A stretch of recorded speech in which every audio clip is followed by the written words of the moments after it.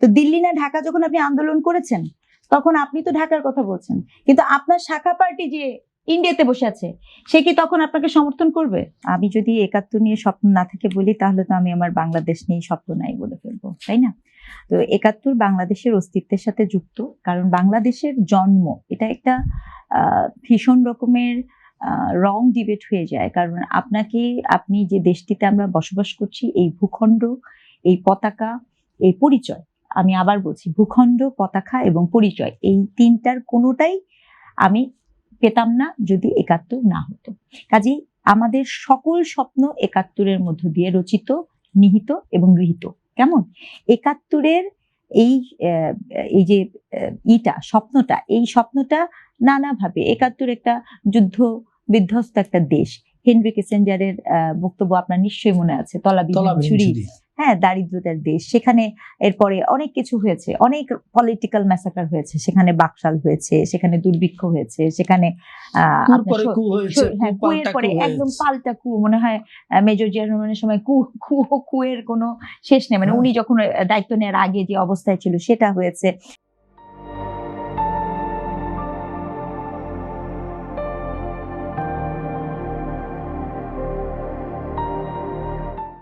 সেখানে আপনার ৯০-এর সময় হয়েছে, স্বৈরশাসকের বিরুদ্ধে আন্দোলন হয়েছে, এবং সেই ধাপে ২৪ও হয়েছে। এখন আমার কাছে এই ব্যাপারটা হচ্ছে যে এটা স্বাধীন বাংলাদেশের পরবর্তীতে আরো কিছু হবে, আমি এটাও বলতে চাই। ২৪ কি শেষ না? শেষ না, একদমই না। তারপরে আরো কিছু হয়তোবা আছে, এবং এটাই স্বাভাবিক প্রক্রিয়া, একটা দেশ রচনা হয়, চলে। কিন্তু ৭১-কে আপনি অস্বীকার করবেন অথবা ৭১-এর দায়বদ্ধতা আমাদের নিতেই হবে। ২৪-এর পরে কি আছে, এখানে একটা প্রশ্ন। এবার আসেন ২৪-এর পরে গেছে।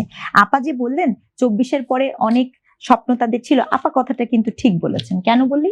তার কারণ হচ্ছে ২৪-এর পরবর্তীতে বাংলাদেশ জামাতে ইসলাম ৭১ পরবর্তী সময়ে ২৪-এর আগে কখনো এইরকম informal, I repeat the term informal ক্ষমতাকে ভোগ করার সুযোগ পায়নি।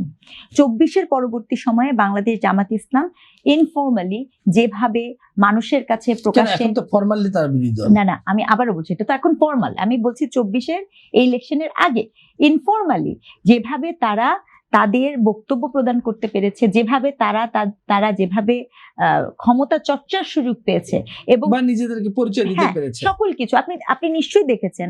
আপনি এখন যেভাবে বলেন না কেন, বহু মানুষ তো তাদের এরকম এসেছে ২৪-এর পরে, যারা বলেছে যে আপনার আগে তাদের জীবনটা যথেষ্ট পরিমাণ বিপজ্জনক ছিল, তারা এই জন্য আত্মগোপনে ছিল, তাদের উপর অনেক হামলা হয়েছে, যারা কিনা আপনার ফাঁসি ৭১-এর অপরাধেই হয়তোবা ফাঁসির মঞ্চে ঝুলে যেত, তারা কিন্তু এমপি হয়ে সেখানে গিয়েছেন, ২৪-এ খালাস শুধু পান নাই, এমপি হয়ে সংসদে গিয়েছেন, এবং অনেকে আছে যারা কিনা এই ইস্যুতে গিয়েছে। তো এই জায়গাটা থেকে আপা যখন বলছেন যে ২৪-এর পরবর্তী সময়ে স্বপ্ন দেখা, আপা কিন্তু ভুল বলেননি। তার কারণ হচ্ছে ২৪-এর পরবর্তী সময়ে তারা যেভাবে তাদের স্বাধীনতাকে ভোগ করতে পেরেছেন, আমি শব্দটা আবার বলি, তাদের স্বাধীনতা। কারণ কি, এখানে একটা রাজনৈতিক, যেটা আপা বলার চেষ্টা করছিলেন, আমি যদি ভুল না করি, এক ধরনের রাজনৈতিক অবদমনের মধ্য দিয়ে বাংলাদেশ জামাতে ইসলাম ইন পার্টিকুলার তারা মনে করছেন, এমনকি আপনি বলবেন বিএনপিও কিন্তু বলবে, যেমন মনে করেন ঠিক এই মুহূর্তে বাংলাদেশ আওয়ামী লীগকে আপনি রাজনৈতিক অবদমনের চেষ্টা করছেন, ঠিক এই মুহূর্তে আপনি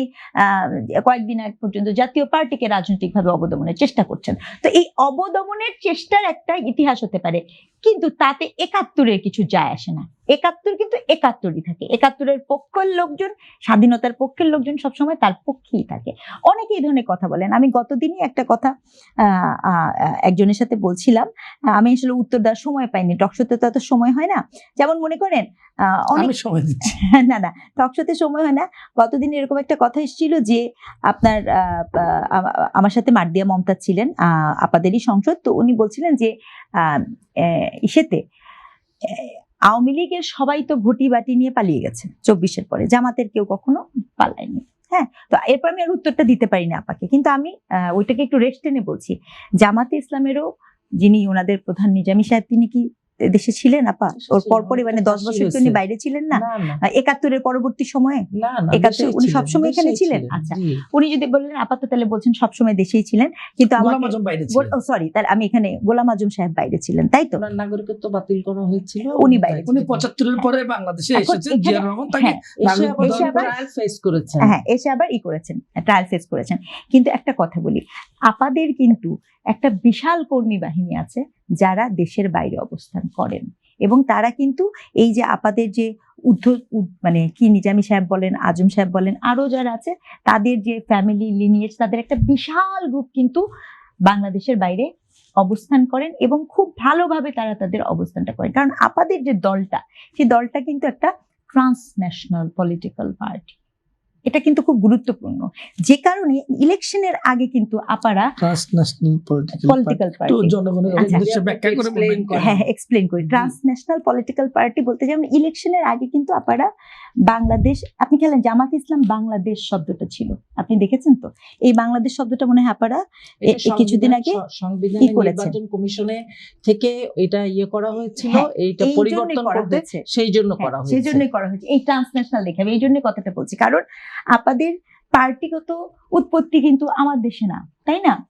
আমার দেশে না, আপাদের সাব শাখা, সাবসেকশনের শাখা, এবং এই যে সদ্য মনে হয় আপাদের একটা কনভারসেশন হয়েছে বা একটা সদস্যরা এসছেন যেখানে পাকিস্তানের লোকজন আছে, ইন্ডিয়ান জামাত ইসলামের লোকজন আছে, তাদের সাথে আপাদের যথেষ্ট পরিমাণ সখ্যতাও হয়েছে, এবং সম্ভবত আমি যদি ভুল না করে থাকি একদম ছাত্রী সংস্থা বা আপনাদের নারীদের সদস্যদের মধ্যে কিছু একটা আছে। এই যে দেখেন, মানে একটা দলে সাবসেকশন পাকিস্তানেও আছে, সাবসেকশন ইন্ডিয়াতেও আছে, এবং তাদের মধ্যকার যোগাযোগ আছে। না, আপনি বোধহয় বলছেন যে জামাত ইসলাম ভারত, জামাত ইসলাম পাকিস্তান এবং জামাত ইসলাম, এটা তো ঐতিহাসিক ভাবে জামাত ইসলাম পাকিস্তানে প্রতিষ্ঠিত হয় এবং তার শাখা প্রশাখা হচ্ছে ব্রিটিশ ভারতের সব ব্রিটিশ- জায়গায় আছে, না, সারা না। পৃথিবীতেই আছে। হ্যাঁ, সারা পৃথিবীতেই আছে, সারা হ্যাঁ, পৃথিবীতে সারা তো- পৃথিবীতেই আছে, হ্যাঁ, আপনি পাকিস্তানে তো জামাতের সব উৎপত্তি জায়গায় সব আছে। জায়গায় আছে। এটাকেই ট্রান্সন্যাশনাল বলছি। আপনি ট্রান্সলেশনের ব্যাখ্যা চাচ্ছেন দেখে আমি সেটাকেই বলছি। প্রশ্ন হচ্ছে বাংলাদেশের পলিটিক্যাল পার্টির সাথে যদি আপনার এইরকম বাইরের দেশের বিভিন্ন দেশের সখ্যতা বা এরকম দলে থাকে, তখন বাংলাদেশের স্বার্থ রক্ষার জন্য এই ধরনের পলিটিক্যাল পার্টি কোন স্টেপ নেবে সেটা কিন্তু আমাদের দ্বিতীয় দফা ভাবতে হবে। কেন? আমি একটা সহজ করি। আপনি ধরেন বাংলাদেশ জামাত ইসলামের সাথে বাংলাদেশ মানে ইন্ডিয়ার জামাত ইসলামের সম্পর্ক খুব ভালো, ঠিক আছে? এখন আপনি আন্দোলন করেছেন না, দিল্লি না ঢাকা, করেছেন কিনা? তো দিল্লি না ঢাকা যখন আপনি আন্দোলন করেছেন, তখন আপনি তো ঢাকার কথা বলছেন, কিন্তু আপনার শাখা পার্টি যে ইন্ডিয়াতে বসে আছে, সে কি তখন আপনাকে সমর্থন করবে?